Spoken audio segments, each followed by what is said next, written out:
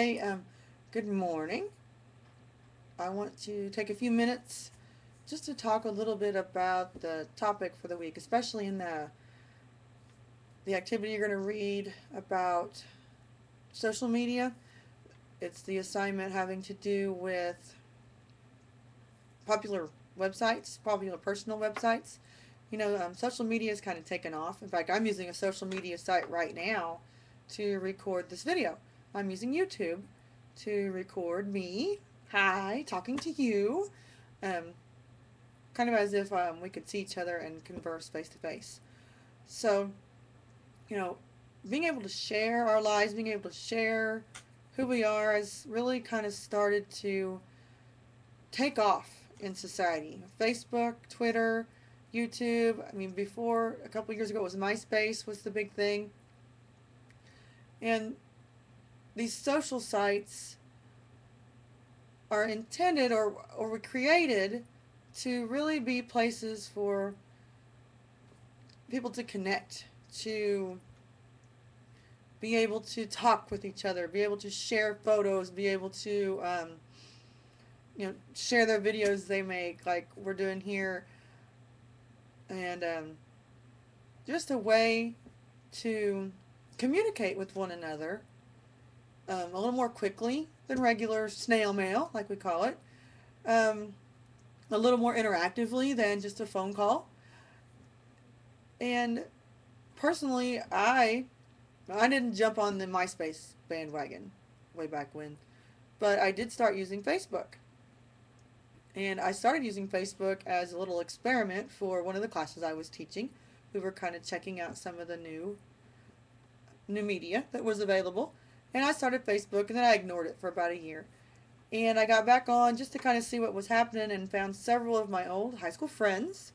And then I ended up started finding family, and former students started finding me from back when I taught high school. Some students that I'm teaching now started finding me. The people I run around with now, and it's just been really, really kind of neat to to use Facebook to connect with longtime friends, new friends, to keep up with what's going on in my friends' lives right now. In fact, because of Facebook, there was 9 of us that I went to high school with that we ended up being able to plan a weekend together. That we haven't all been in the same room together for like almost 10, not 10 years, for almost probably almost 18 years, and we did that this summer, and it was great. It was a lot of fun, and so all of these social media sites have some really really neat and really good things about them, but we all also know about when there's a good, there's a bad. And we've all heard the stories about the bullying that occurred, especially back on MySpace. I'm sure it occurs on Facebook too, to some extent. We just don't hear about it so often now. On YouTube, some of the videos that get posted and go viral that, are probably, not are, probably, that are inappropriate. Some of the content on these sites that, you don't want your children to look at. I know my son, it's been over a year ago now. He's 11 now. He got on YouTube when mom and dad were taking a nap one day and decided to type some words into the search bar and see what he could see. And he stumbled into some things that he shouldn't have. And we talked about why that was wrong and why he shouldn't do that and why being on the internet when mom and dad weren't in the room, was probably not a good idea, because, you know, there's some stuff out here that's not for kids. In fact, a lot of it's not for adults, if you ask me, but that's my opinion. And we all have our own opinion, and that's one of the great things about living where we do. We have that freedom to express ourselves, and we also have the freedom to choose whether or not we read certain things, whether we watch certain things, whether we look at certain things. It's all our choice. And I guess really what I want to say in this little video is that as we as you read the article that I gave you today about youth and social media, as you go to the sites that I've given you to look at and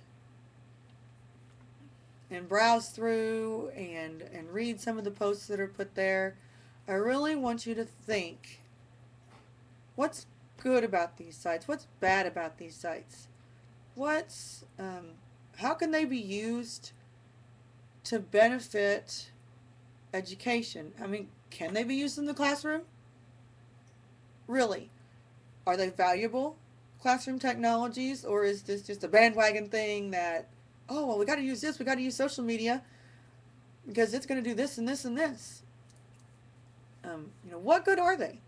And I'll tell you right now that I'm working on my PhD, and right now I'm thinking about writing my dissertation about social media and metacognition, or basically learning how we learn. Does using social media like YouTube, MySpace, Facebook, Flickr, um, Live Blog. That's not Live Blog. What is that?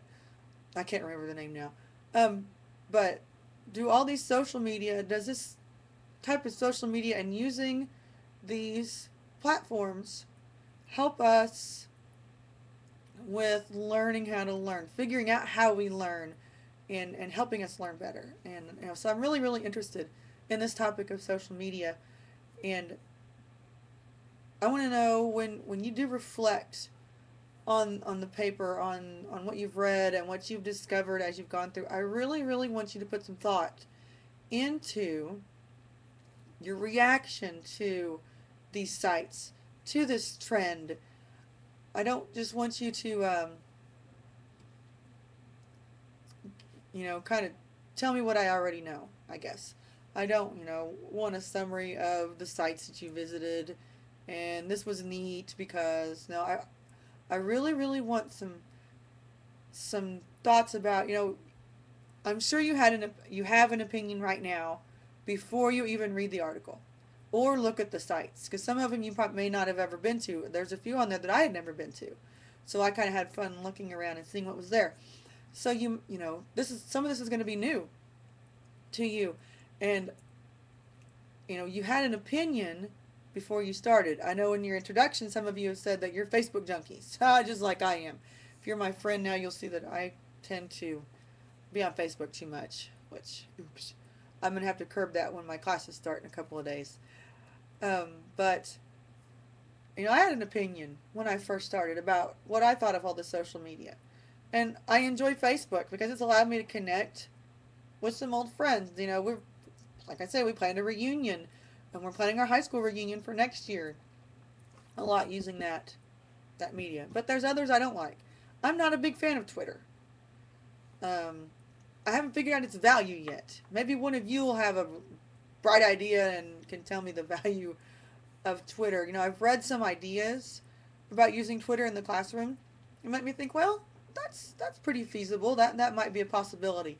But I still haven't decided, you know, is that idea better than another idea?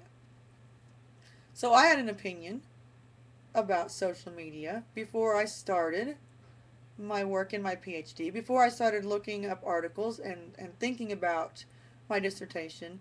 And now my thoughts are starting to change a little bit, and they're leaning a different direction. And so if I was the one that was writing this paper that you're going to write about, and you might not know what it is right now, but when you read the directions you will, um, I would talk about how I started at this point over here, and now after reading it, I've come to think that, well, maybe I need to change my mind about a few things. There were some things that, yeah, that's right on with what that research article stated, with what I'm finding when I'm going to those websites. But along with that, I've got some different ideas now. And and I had this brainstorm that, using Facebook to create a group of just my classroom, especially if you're doing secondary, not necessarily for younger kids, elementary age. But there are some social media sites for elementary age kids. There's Club Penguin, Webkins. There's lots of different social media sites for little kids too. And how can you use those?